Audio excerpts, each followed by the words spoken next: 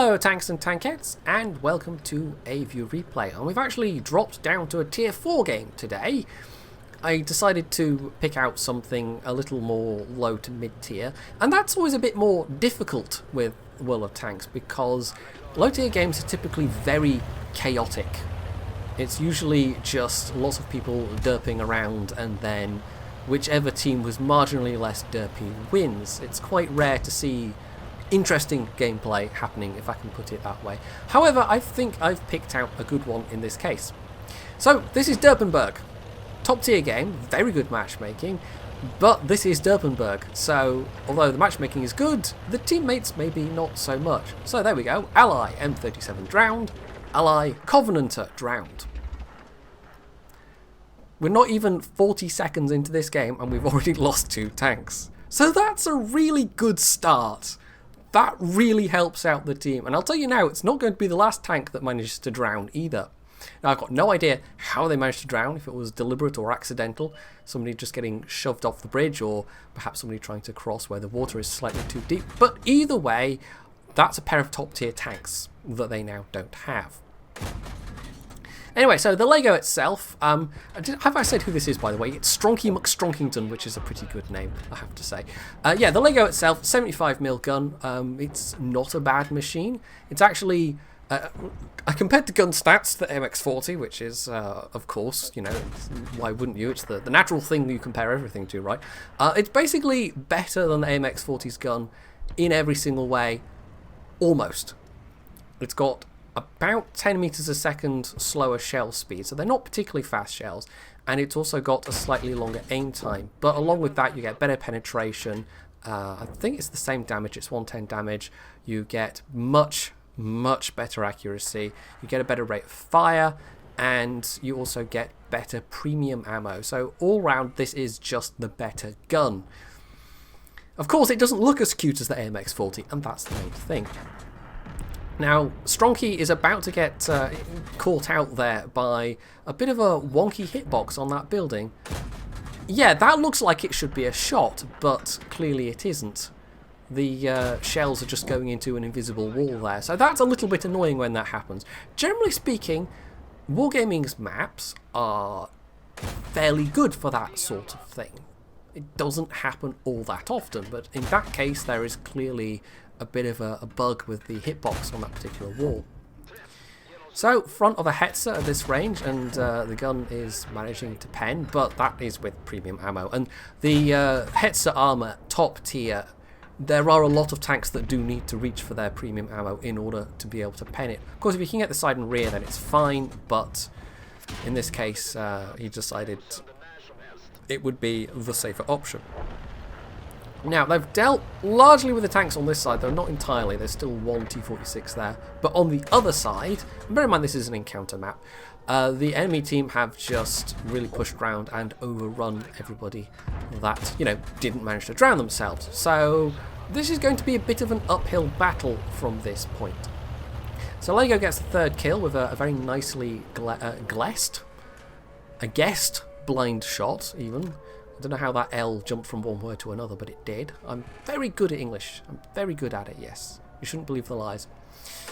And of the enemy tanks, well, that right there is probably the scariest one that's left, that Matilda. Now, he is spotted when he's doing this, or he does get spotted, rather, because he's about to start getting shot at in return. Probably that enemy Lago. Now, he takes down the Lago, still firing heat, which was not necessary for the Lago. Takes a hit from the Matilda, but manages to pen one on the move in return, which is really quite lucky. Now, he's out of heat at this point, but manages to get the kill shot on the Matilda with AP. So that was also a little bit lucky. Of course, an HE shell would have done the job as well. So, 5 kills, and he's just taken a nasty hit from that Marder, who was unspotted in the open up until the moment he fired. So this is somebody with a pretty good crew, maybe? I mean, the Marder's got decent camo, but in the open at that range, yeah, there has to be something else going on top of the base camo. So he takes the hasty shot and saves the T-50's life, who is probably I mean, I'm sure he's grateful, but also he's now having to dodge all of the artillery shells. That was 3 in very rapid succession. So it's come down to 2 versus 4. The T-50 with those 5 hit points, but you know, he can still try and spot. He can still do a bit of scouting and use his gun. Versus the 3 enemy arty and the last remaining non-arty, which is a tier 3 tank destroyer. The Swedish tier 3 tank destroyer, even. And I don't know how you pronounce that. I mean, I could just call it the IKV-22, but I'm sure that's short for something. I'm sure it stands for something, you know, well, Swedish. Of course it's going to stand for something Swedish. Well done, Brain. So we know where he is, roughly. The T-50 gets in and interrupts the cap, and then that message pops up. Ally T-50 has drowned. So let's do a little... yeah, okay. He managed to ramp off a bit of rubble, or I don't know, but he basically slid down into the river. And that was that. So now Lago is alone. Life just got even more tricky. So he is almost certainly going to be a one-shot for this IKV. I don't know what kind of gun it's got, though. It might be a low enough caliber that he could survive a shot. I'm not sure. Artillery, however, all of them could one-shot him. So he's got to be cautious here. So pulling into the cap, of course, that's going to tell them exactly where he is. The question is, are they going to try and spot him? Well, is the IKV going to try and spot him? Because, of course, if he can spot for his arty and arty can blap him, then that's fine. But, of course, on this map, with the centre, the cap circle, artillery is not necessarily going to have good angles. So it really comes down to who's going to blink first. And this is the kind of game where it really does come down to trying to outthink the enemy. So we've got one arty trying for a blind shot there. Stronky having a little poke, being very cautious about it because, of course, you know, he's aware of the knife edge situation that he's in, or the nature of the situation. So he really does have to be very careful. Now he's loaded up an HE, and maybe he knows something I don't. Maybe the IKV's got really weak armor, which I had to guess it probably does. None of the lower mid tiers are like, they're not well armored machines. They're kind of like the French tier 4, the some of the Samua, which is, you know, large and has no armor. So he gets a hit in, but clearly that's a non-penning hit at 30 damage. He's also given his position away. Now I'm not sure why the IKV popped out like that. Maybe it was to try and get a spot. But either way, well, Stronky knows he's definitely still behind that house, and of course now he's taken a little bit of damage. This is a bit risky though. He's just sitting more or less in the same position. And at this point, I'd have been moving around trying to make sure artillery couldn't get me. So the IKV pops out again. Gets a bounce, which is pretty lucky. He's just teasing Stronky now. And then it looks like he's going to come round out to maybe try and get a shot. But I honestly don't know. I don't know what that guy was thinking at that stage. He was quite safe in cover, potentially. Maybe his artillery was telling him, go spot, because there's no way they could win by just letting the timer run down, of course.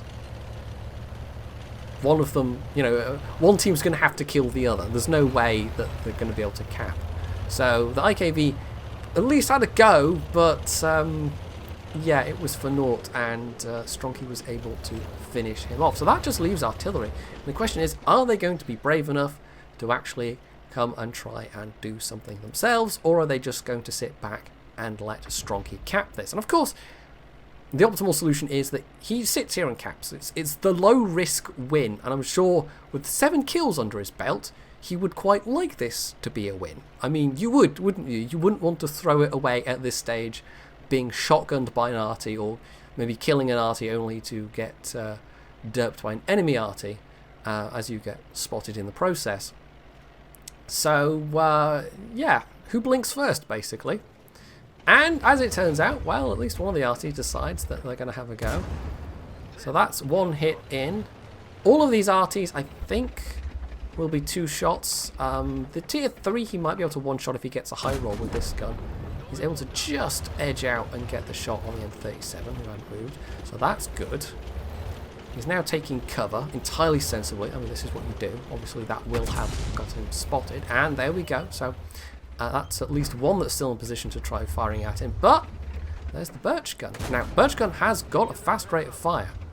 It's not particularly powerful artillery, but it's also, you know, that fast rate of fire on that turret, potentially dangerous. But in this case, no. So that's 2 arties down. Will the third be as obliging as those other 2? Well, he's still taking pot shots. He's not in the cap circle yet.